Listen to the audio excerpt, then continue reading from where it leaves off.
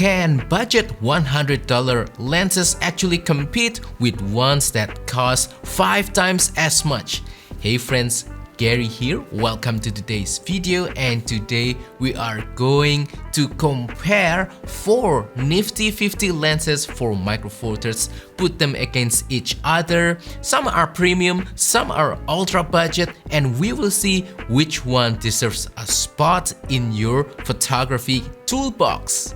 Spoiler alert, the winner isn't always the most expensive one, the one with the largest aperture and the best specification. Sometimes there are other important factors that we need to consider to choose the best nifty 50 lenses, and we will discover that in today's video. For today's comparisons, we will take these lenses out in the field and we will take some different kinds of photos. We will take some portraits, some sceneries, some food photography, product photography, all that kind of stuff. So we will be able to see the performance of each lenses in different kinds of photography scenario. To make things look more interesting, I will shoot every lens in this video wide open at their widest aperture, so you can see the amount of background blur that you can get with each lens. However, one thing that I won't do in today's video is to do street photography, and that's kind of unfortunate because 20 to 25mm in micro four thirds is the best for street photography. Simply because I just don't want to do street photography anymore moving forward. I want to be more chill and I want to do more relaxing photography stuff. But anyway, enough talking. Now it's time for us to shoot some photos and let us compare the different results of each lenses and see which one is the best for you. So as you can see from the results of the photos captured using each lenses, when it comes to image quality, all of these lenses can generally produce satisfactory results. Everything do look sharp, contrasty, detailed, colors do look nice, everything do look balanced. There's no major image quality flaw when using any of these lenses, including the ultra budget ones. But when it comes to actual user experience on the field, performance, handling, and fun factor, well, these lenses tell different stories, and we're going to go into the details of each lenses and make our conclusion. Anyway, let's start with the Panasonic Leica 25mm f1.4, what it's best for and why you shouldn't choose it. I think this is the best in terms of image quality compared to the other guys. Again, I mentioned before that all of the lenses here can provide satisfactory result. But if you want the absolute best, although the improvement is just marginal, I think the Panasonic Leica 25mm f1.4 is the choice. Also, it has large f1.4 aperture, making it possible for you to get that extra background blur and better low light performance. So in terms of image quality, this is the best. In terms of performance, autofocus is fast and reliable. I think you can really depend on the autofocus of this guy. User experience, I think this lens can be categorized as a fun lens to use. It is very inspiring, makes you wanna go out and take more photos. And why you shouldn't choose the Panasonic Leica 25mm f1.4, there are a few reasons, but most importantly, it is the most expensive one compared to the other lenses in this video. Also, it's not exactly small and lightweight, although most of micro four thirds lenses are always smaller compared to the full frame or APS-C equivalent. So yeah, if you want the smallest or the lightest, the 25-1.4 is not for you. Next, the Panasonic Lumix 20mm f1.7. I think this lens, although it's not the best of the best, that title belongs to the 25mm f1.4. I think this is the MVP of today's video because I just feel that this lens is so balanced. First of all, size and weight. This is one of the smallest and lightest in today's video. It still features fully working autofocus, not like the ultra budget manual focus only. Image quality is definitely more than good enough. It is satisfactory, although not as good as the 25, but I would put it on the second place compared to this guy.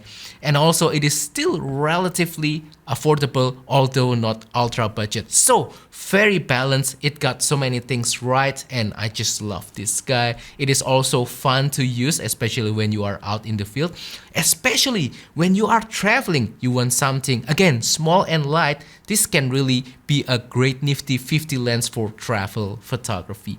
One thing that is lacking from the 20mm is the speed of the autofocus. It is kind of slow, not to the point where it starts to become annoying, but when you compare it with other micro four thirds lenses, you can definitely feel that it is slower. Not a big deal, it is still accurate in my opinion. You can still depend on the autofocus of this guy to nail the shots and get perfect focus. But when you compare it with other lenses, you have that perspective and you just feel, oh, it is slower. But not a big deal. I still think that this is the winner in today's video. Now we are in the ultra budget territory, and let's begin with the TTArtisan 25mm f2, this small compact lightweight lens right here. So this guy I think has a lot of things going on. First of all, it is small and compact, almost as small as the 20mm f1.7 from Panasonic, and definitely almost as light. This is slightly heavier, but it's all metal construction. Build quality is really great. Image quality again is satisfactory. And who is this lens for? I think this is for people who don't really enjoy or frequently shoot at the 20-25mm focal length range, but still occasionally needs to shoot at that focal length. So if you don't want to spend that much for a nifty 50 lens, this is a great choice. For not really that much money, you can get a nice, highly performing lens and you can get great photo with this guy. Two things to keep in mind with this lens. First of all, again, this is an ultra budget lens, so it is manual focus only. Manual focus is definitely not that difficult at this focal length. However, if you are shooting moving subjects a lot, action photography, sports photography, that could be challenging.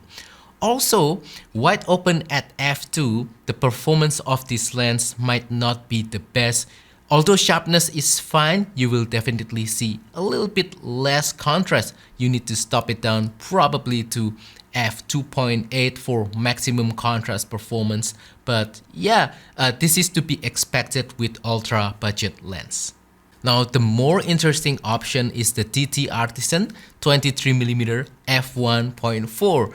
Now this obviously has the larger f1.4 aperture, and that makes this lens very attractive.